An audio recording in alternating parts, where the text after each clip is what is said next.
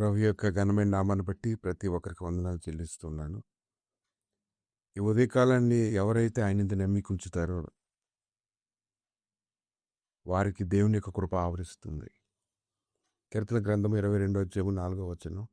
మా పితరులను నీ యందు నమ్మిక ఉంచిరి, వారిని యందు నమ్మిక ఉంచగా నీవు వారిని రక్షించితివి. భక్తులు దేవుడు చేసినటువంటి మేలుని బట్టి ధ్యానిస్తూ ఉన్నప్పుడు పూర్వకాలం నుంచి తమ వారందరూ కూడా దేవుడిని ఆశ్రయించినప్పుడు దేవుడు వారిని ఎలా దర్శించి బలపరిచాడో వారు ఎరిగినప్పుడు అవన్నీ జ్ఞాపకం చేసుకుంటూ వారు ఎంతగానో బలం పొందుకుంటూ ఉన్నారు. ఎవరైతే దేవుడు యందు విశ్వాసం ఉంచుతారో వారు ఖచ్చితంగా సిగ్గుపడలేదు. నమ్మిక ఉంచినటువంటి వారు అందరూ కూడా బలాన్ని పొందుకుంటూనే ఉన్నారు. కీర్తన గ్రంథము 125 అధ్యాయం 1వ వచనం.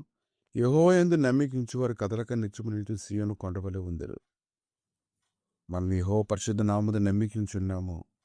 ఆయనను బట్టి మన హృదయం సంతోషించున్నది. నిజంగా నీ హృదయం ఆయనతో సంతోషిస్తూ ఉందా? అన్నిటికంటే నీకు సంతోషం కలిగించే విషయాలు ఏంటి? ప్రతిరోజు నువ్వు దేని యందు ఆనందిస్తూ ఉన్నావు?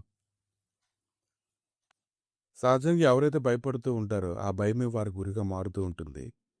కానీ దేవుడి యందు నమ్మిక ఉంచినప్పుడు ఒక రకమైనటువంటి నెమ్మదైనటువంటి సన్నిధి వారిని ఆవరించి వారిని బలపరుస్తూ ఉంటుంది.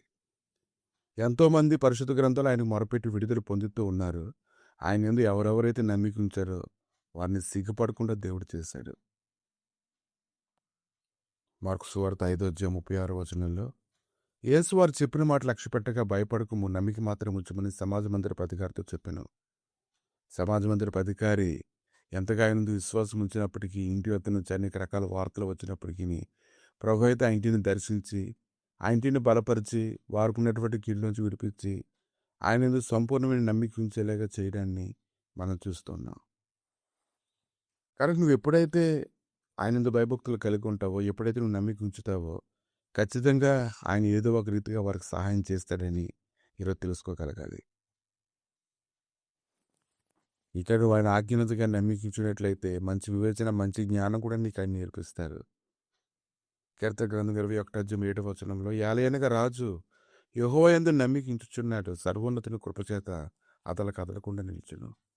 కనుక అనుదినం ఆయన సన్నిధిలో నువ్వు ఎలా గడుపుతున్నావో దానిని బట్టి నీకు నమ్మకం కలుగుతూ ఉంటుంది.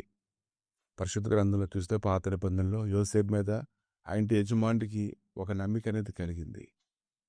యోసేపుని అతను అనుదినము చూస్తూ ఉన్నాడు. యోసేపు చేసేటువంటి పని అంతటిని, అతని యొక్క విధానం అంతటిని చూసినప్పుడు అతనికి నచ్చింది.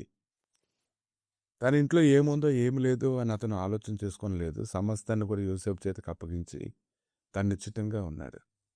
అంటే ఎలాంటి నమ్మిక కలిగిందో చూడండి. నువ్వు దేవునితో అనుదినము సహవాసం చేసినట్లయితే ఒక నమ్మిక అనేది ఖచ్చితంగా నీ హృదయంలో పుడుతుంది. అది నేను చివరి వరకు నడిపిస్తుంది.